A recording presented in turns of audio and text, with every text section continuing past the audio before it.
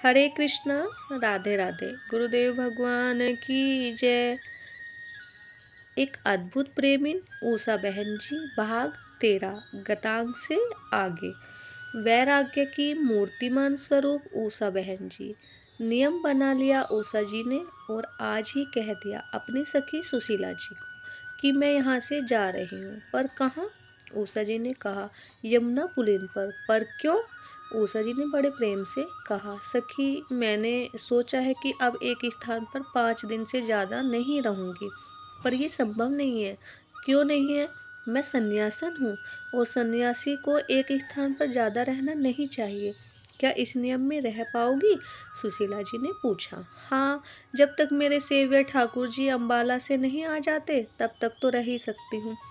फिर ऊषा जी अपनी सखी सुशीला जी के कंधे में हाथ रखते हुए कहती है, मेरा देह स्त्री देह है। अगर पुरुष देह होता तो मैं यमुना के पुलिन किसी कदम वृक्ष के नीचे ही रहती। ऊषा जी की कौन वैरागी होड़ कर सकता है? सुशीला जी ने कहा। सुशीला जी ने रोकना चाहा, पर ये केसी घाट के पास जाकर रहने लगी। इन्हें अब एकांत चाहिए था। 3 दिन बाद मकान मालिक ने ऊषा जी से आकर कहा, अगर आपको 3 घंटे में मकान खाली करने को कहा जाए तो? ऊषा जी हंसी। तुरंत उन्होंने अपना झोला उठाया, कंबल कंधे में डाला और कहने के 10 मिनट में ही उनका मकान खाली कर दिया। वो बहुत बोला। उसने कहा, बहन जी मैं विनोद में कह रहा था। पर ऊषा जी मुस्कुराते हुए निकल गई। श्री बालकृष्ण दास जी इनका सत्संग बहुत करती थी। घनश्याम ठाकुर जी ये ब्रजवासी थे।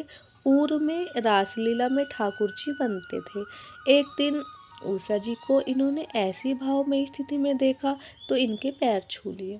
उस समय तो इनको भान नहीं रहा, पर बाद में भी ऊषा जी जब इन्होंने पैर छूने का प्रयास किया तो ऊषा जी इनको बोली, ब्राह्मण होकर मेरे पैर छू रहे हो? तब ये हंसते हुए बोले, ब्राह्मण का बोझा सिर में रखकर कोई भला प्रेम नगरी में चल सकता है? इनकी बातें ऊषा जी को बहुत अच्छी लगी।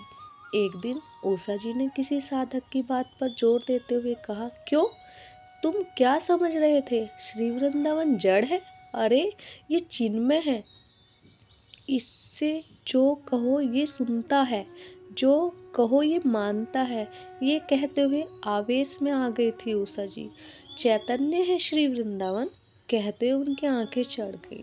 तभी इनके सामने चिन्मय रूप श्री वृंदावन ने भी दिखा दिया।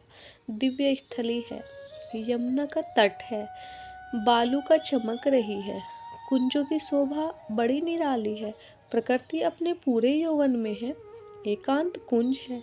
ये कुंज बड़ा ही मनोरम है। एक सुंदर गोपी बदली रंग की साड़ी धारण की खड़ी है। वो सखी बड़ी ही सुंदर है। सिर पर शीश फूल में अटका साड़ी का उसका छोर खिसक गया। उसके वो रेशमी केस खुल गए हैं, पर वो अपने सौंदर्य का प्रसार करती हुई वहाँ किसी हेतु से खड़ी है। तभी दूर एक सुंदर सा पुरुष हाथों में धनुष बांध लिए खड़ा है। उस पुरुष को देखकर वो गोपी संकेत करती हैं, उस कुंज में जाओ।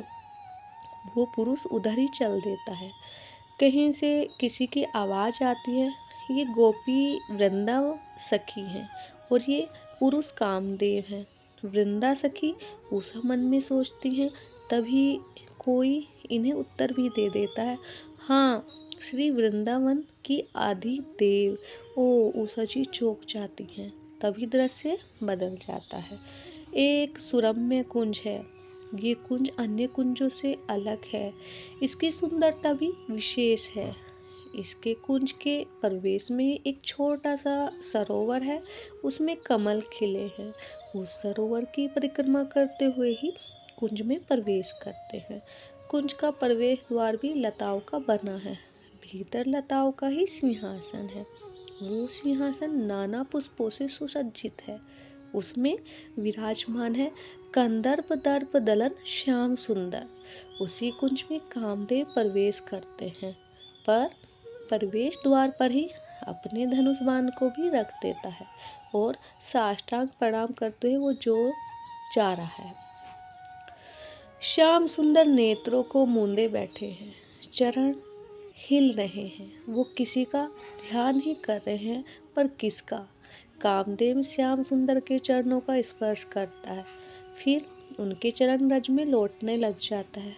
लौटते लौटते वो रज में ही विलीन हो गया है। तभी सामने से सुमधुर वाद बजने शुरू हो जाते हैं। शहनाई सुनाई देती हैं, घुंघरू की आवाज़ सुनाई देती है, वीणा की झनकार भी सुनाई देती है। तभी सामने से कोई अत्यंत सुंदरी स्त्री आ रही है। उनके साथ एक सुंदर किशोर भी है। किसी ने कहा ये रति और वसंत है। ये दोनों आए हैं। ये भी श्याम सुंदर के चरणों में प्रणाम कर रज में साष्टांग लौटने लगे। पर ये क्या, लौटते लेटते ये भी रज में विलीन हो गए। अब तो वृंदावन रज चमक उठा। ऐसा लग रहा था कि सुवर्ण रजत मोती माणिक्य आव सबको पीसकर श्री वृंदावन की अवनी में फैला दिया गया हो। दृश्य फिर बदला। सुंदर कुंज में उसी सिंहासन में, पर अब सिंहासन पुष्पों से सुसज्जित है। उषा जी विचार करती हैं, तभी पुष्प लगे नहीं थे, पर देखते ही देखते पुष्पों की सजावट कैसे हुई। फिर उषा जी सोचती है, मैं भी पागल, ये तो चिन्ह में श्री वृंदावन है, पर ये सिंहासन बड़े से बड़ा है। अरे इसमें तो प्रिया जी भी विराजमान है।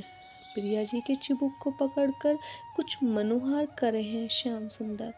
कुंज के रंध्रों से उषा देख रही हैं, उन्हें रोमांच हो रहा है।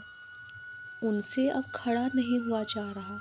वो बैठ जाती हैं और अपने कपोल में हाथ रखकर वो युगल की झांकी को निहारती हैं।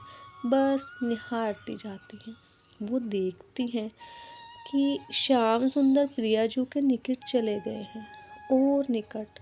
मुस्कुराती हैं उषा जी। वसंत छा गया है कुंजों में। उसे वह अनुभव होने लगता है। शीतल व्यार चलने लगती हैं। श्याम सुंदर निकट और निकट प्रियाजू के पास।